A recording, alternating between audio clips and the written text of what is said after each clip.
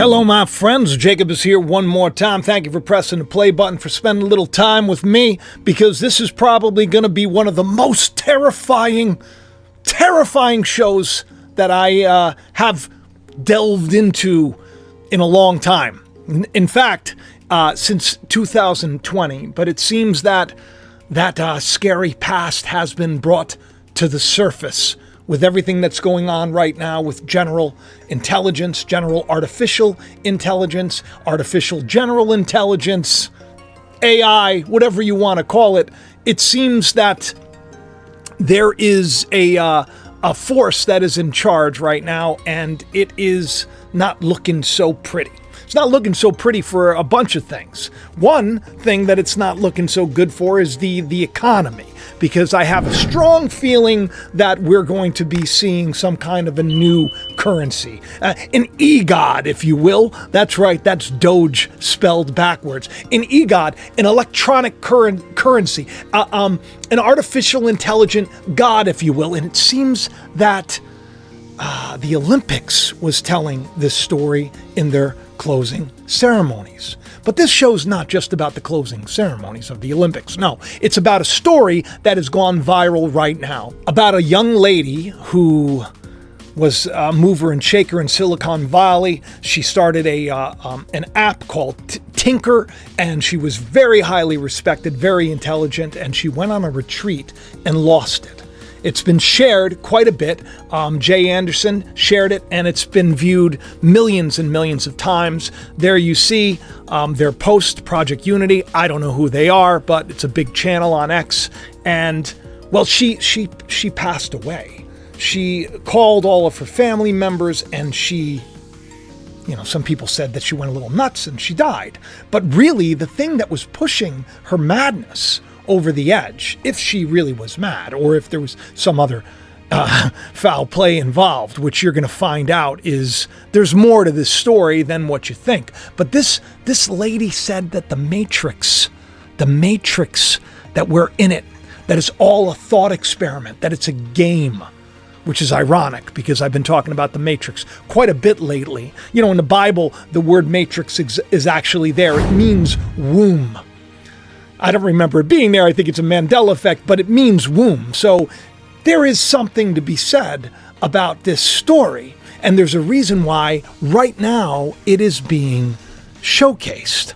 I did a video about this on October 20th of 2020.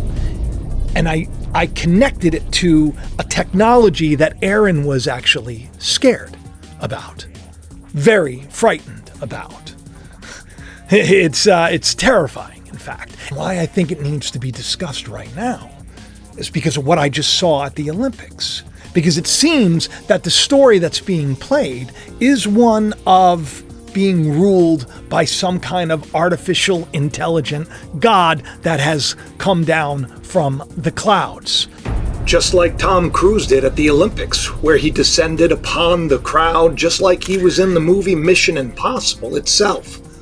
The irony here is that the movie Mission Impossible, the last one called Dead Reckoning that he was in, was actually about an artificial intelligence who tries to become God, called the Entity, and wants to rule the world. That's a coinky-dinky-doo. Here you'll see this is just the picture everybody is talking about, but all of these little blue men in suits, well, what they did was they formed like a human chain, and they lifted up this character who looked very much like something out of the internet, something spooky. And they lifted him up, and it reminded me of an art piece that I used many years ago, where everyone was climbing on top of each other to get to, an ATM. It's about basically worshiping money. Filthy manna, as scripture calls it. But what I also found interesting about the closing ceremonies, before we get into the Valenti story, is the fact that Phoenix performed, the band. They performed at the closing ceremonies in Paris in 2024, and the band actually brought out Vampire Weekend's Ezra Koenig on stage. And this is something, because it was actually 9/11 from the time that the Economist magazine cover came out with, the Phoenix and the death of the old currency and the start of something new. Get ready for the world currency, the Economist magazine says. And if you look at the little fleur-de-lis on the Phoenix's head, you can see that is actually, that's from France. That's from France. That's their coat of arms, their coat of arms, or we'll say the heritage of the French herald is a fleur-de-lis, a trident, which is on top of that. So you have 9/11 coded in to this story. I find it interesting. I find it interesting that it seems that everything right now is not exactly what we thought it would be. And that's why the fact that Aaron Valenti's story is coming out right now, and the fact that there is technology that I was talking about in 2020, talking about how it would be available to control people wirelessly, remotely, to be able to influence people through artificial intelligence. Watch this. Hello, my friends. Jacob is here once again. Thank you for press and play and for spending some time with me talking about something that is a little bit concerning, possibly frightening, but so darn cool.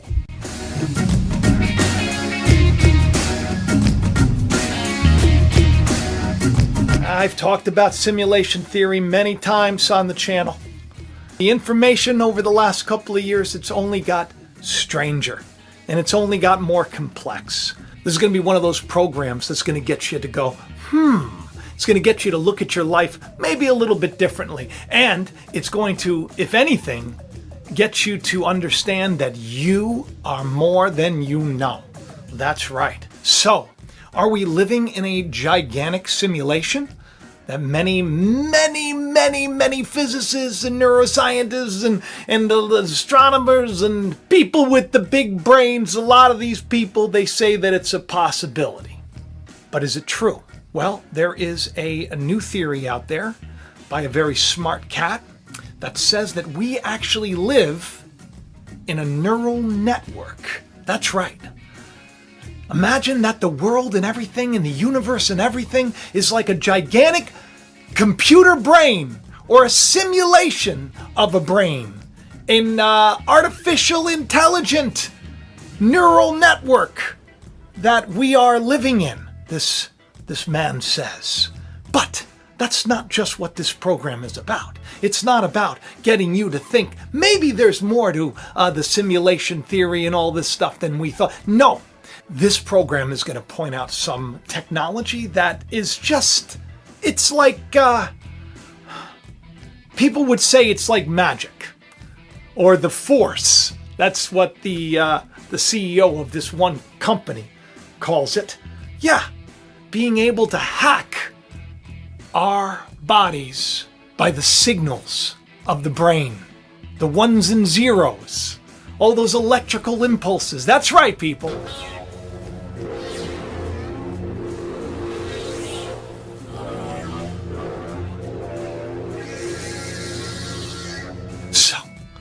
This technology that some say could be used for mind control. We may be living in the Matrix after all. And one tech CEO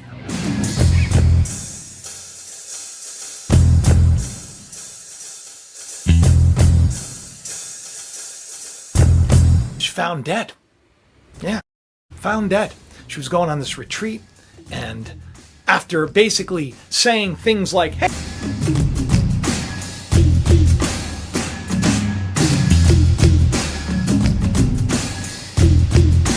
brain interface technology is a little spooky.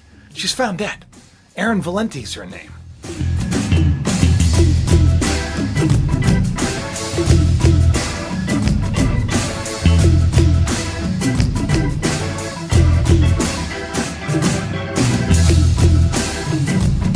So, this this world that we think we're in? Is it more? Is it a simulation? Is it, like this physicist says, a neural network? Right, people, now first of all, this show shouldn't do anything it shouldn't hurt your faith, okay, at all. If anything, it should embolden you to believe that you're more, okay? Because if we live in some kind of gigantic neural network that this physics professor from Minnesota Duluth named Vitaly Venturin, as he attempts to reframe reality in a very eye-opening way, he suggests that we live in a massive neural network that governs everything. In other words, he wrote in a paper, it's a possibility, a great possibility, that the entire universe at its most fundamental level is a neural network. Now, how does he go to prove this? Well, by not being able to disprove it. Because if you can basically use a neural network and you can't take something in reality and mimic it in a neural network, then it can't be a neural network. But if everything, which is what they're doing, in a big way. What if instead we took the electrical activity of the brain directly, not the movements of your muscles, but we decode that electrical activity and use that to directly control devices. So we're taking biological neurons, sending that into a deep network, and decoding your intention.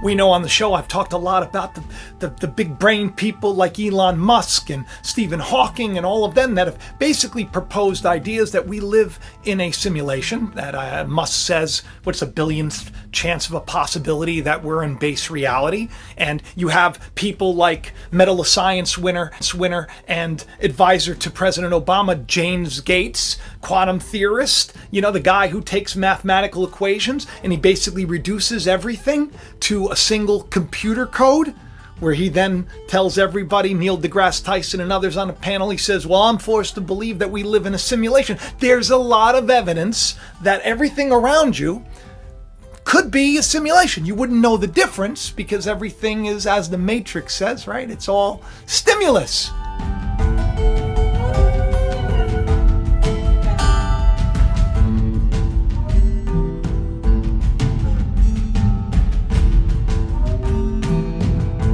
So we could be somewhere else, like Hawking said on his last paper, the one that was published post-mortem after he passed away.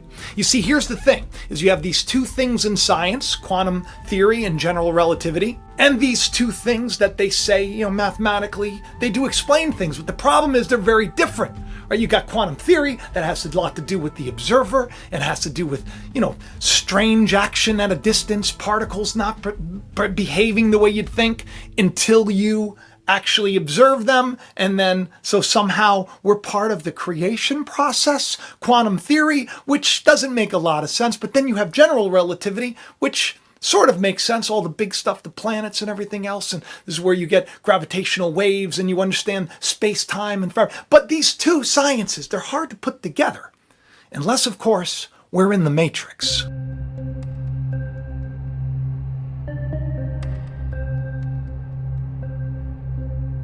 So Vitaly's suggestion that we're in a neural network, a lot of people are like, I don't know, I'm not ready to embrace that yet.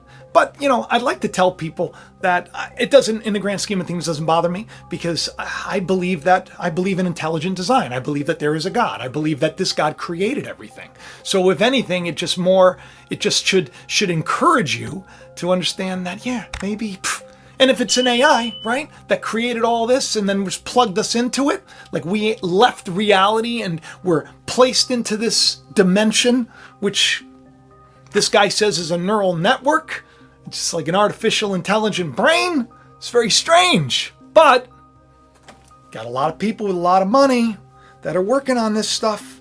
They've been trying to take mankind, the soul of man, and place it in a machine. You already see VR and everything else, but there's a problem with it, is that it's still very much tactile, and that's a little slow. So you got people like this guy. What we've done is virtualized a hand, the full continuous motions of the hand. the dynamics of the hand. Give it back and forth, obviously. I have each individual finger is active. If I can decode all the actions of the hand, again, I can decode what the hand would otherwise be doing when it's moving a mouse or a joystick or the throttle of an airplane.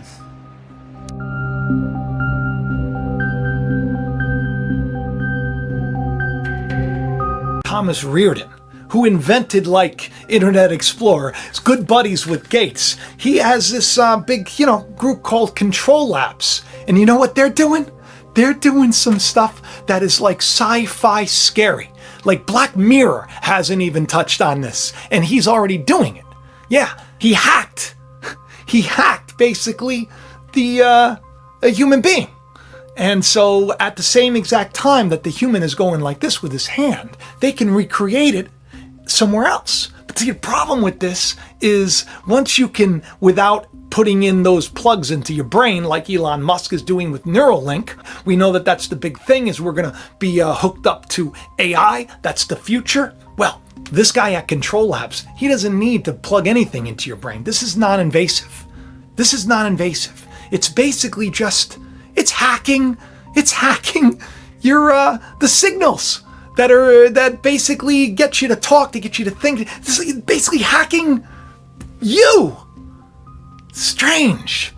And it makes sense if this is a simulation and we're in some kind of avatar body and we are more than we've been told. Now this is where it gets cool, because the Bible teaches this. It says that we're seated in heavenly places. We're already there. Hawking said in his paper that we exist as information on the horizon of a black hole, and as if we're projected into reality, that this is a hologram. Strange.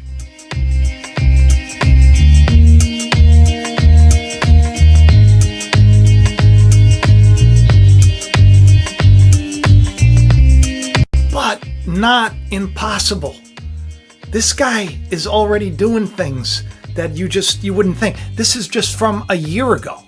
These speeches that he gave were just a year ago. What they're already doing is it was a small device. They're able to get into a person and they're able to recreate intention in real time in the Matrix. And here I pushed away the keyboard and I'm just tapping on the desk. I'm wearing a band on each arm and I'm typing all your interface are belong to us. My shout out to the 90s. And this is the future. Now what's truly frightening about that is that some people say that it could be used against you. It could basically get you to think a certain way, to act a certain way. I don't want to focus too much on the scary stuff, because obviously the ability for this to be used for people that are paraplegics, right? You could attach a mechanical limb and now you just think and you walk as you think. It's just, it's insane and wonderful, but like any wonderful thing, it can be used for evil. And what better way to control people but then to hack into their Wi-Fi signal? Because that's basically what it is. People are like, I don't understand how this works. Well, everything's ones and zeros, everything's information, like Thomas says. And if you could hack a Wi-Fi signal, that's why you're not supposed to put your passwords and stuff when you're at like a public place, because people could jump into that signal and then they can mess around on your computer. They could do the same thing with you. So this stuff it's frightening and encouraging at the same time, and exciting, because in the grand scheme of things, once again, we're not from this place. That's the idea. Every major holy book teaches that we're not from here, we're sent here, and we're on an experience. And the idea is now to set people free from the lies they believe, because everybody's suffering. It's almost like people forgot. They forgot the truth of who they are, and they died and began to believe that they were the idea of who they think they are. That first man, almost like an avatar. Interesting, right? Come into this world. Why do you think babies are so cute walking around, so excited? Life is so cool because they're experiencing it. But then after a while, because of all the input, basically like a computer, the brain is very similar to a computer, right? They're already recreating brains online.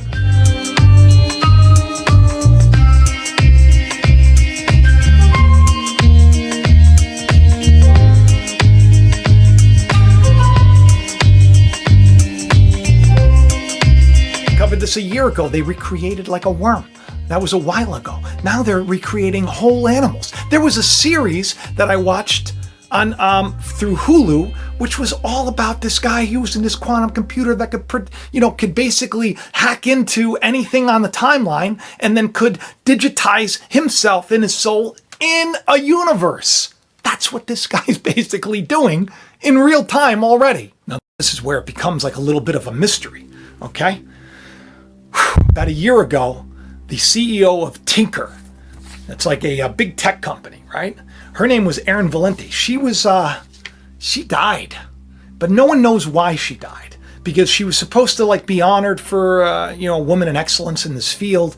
She went on this retreat in October. I think it was October 1st she went out, and then 7 days later, right? She makes a frantic call to her mom and her husband, and she's talking to them, and you know what she says to them? Now, this is somebody who would have access to the bigwigs, right? The bigwigs, like somebody like Thomas Reardon at Control Labs, like these people, would have access to them. She basically says, it's a thought experiment. We're all in the matrix. They didn't understand. Her husband, who's a psychiatrist, he's like, she doesn't have mental problems. She's a very educated, very well-rounded person. Her mother has never known her to act this way. She goes on this conference, she goes to this retreat, this empowerment retreat, where you basically you hone into your skills of creation. And then she met with some friends in Silicon Valley. And next thing you know, she's calling everybody and she's flipping out, scaring people. And then 5 days later, she's dead. She's in the back of her car, passed away. Back of her car. The car just sat there. No one knew where she was. And you know what they said? The autopsy revealed that she died of a manic episode. Yeah, they said she went crazy and died.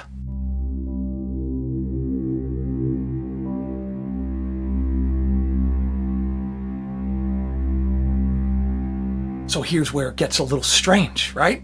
This is where it gets a little interesting. Erin, before one of her last posts was about this brain interface technology. She wrote, she died October 14, 2019, but Erin Valenti, who was the founder of Tinker, right? This bigwig, who was about to get an award in a couple of days, has a manic episode, they say, and passes away.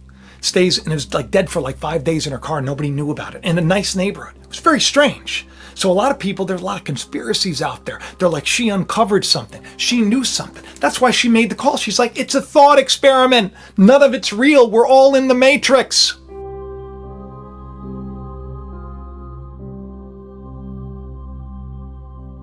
Conspiracies range from, she was enlightened and she left, went back to where she was from. Other experiments where she was put to death because she was also involved in human trafficking. She was a big proponent of helping people in that situation. Or because one of the last posts she made was about this Control Labs. The future of brain-machine interface is non-invasive. This is what she posted. Instead of surgical implants, Control Labs uses state-of-the-art detection and machine learning to read your neurons from outside the body, to read your mind, and then throw it somewhere else or throw it back at you. Very strange.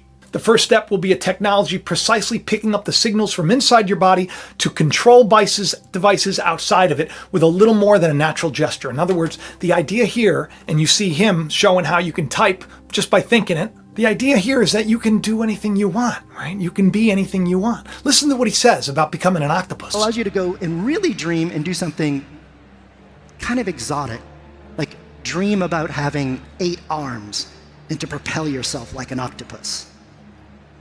To not be victimized by your muscles. Control Labs is pioneering something entirely new at the intersection of biology and code.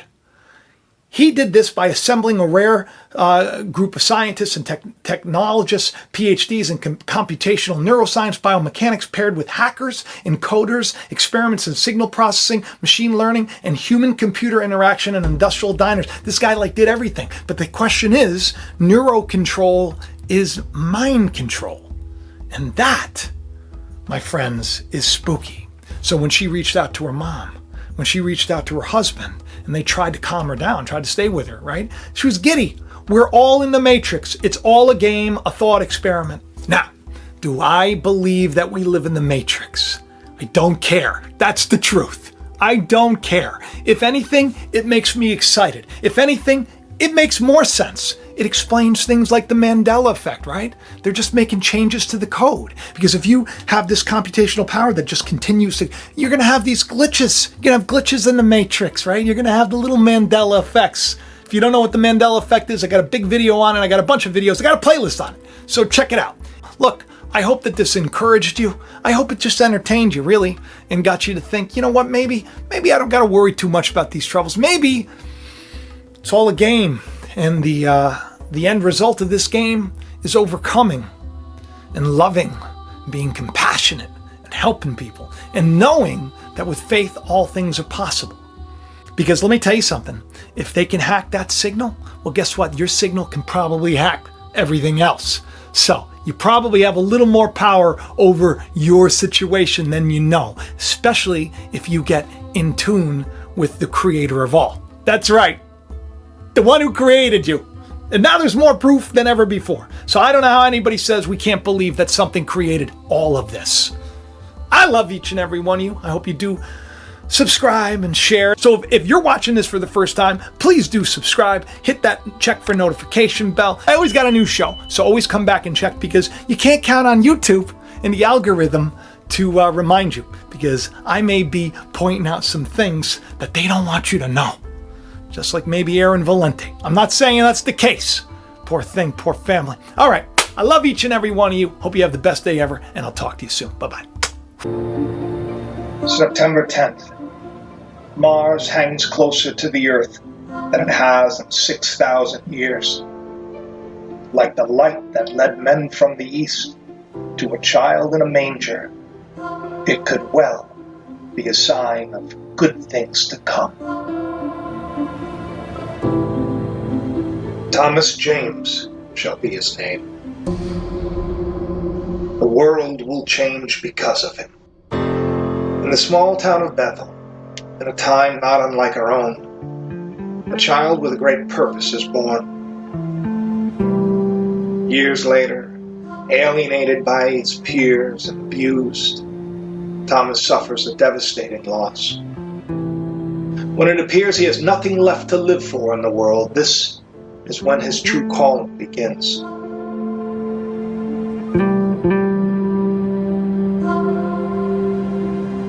While trying to escape the sinister powers that be, a terrifying vision haunts him.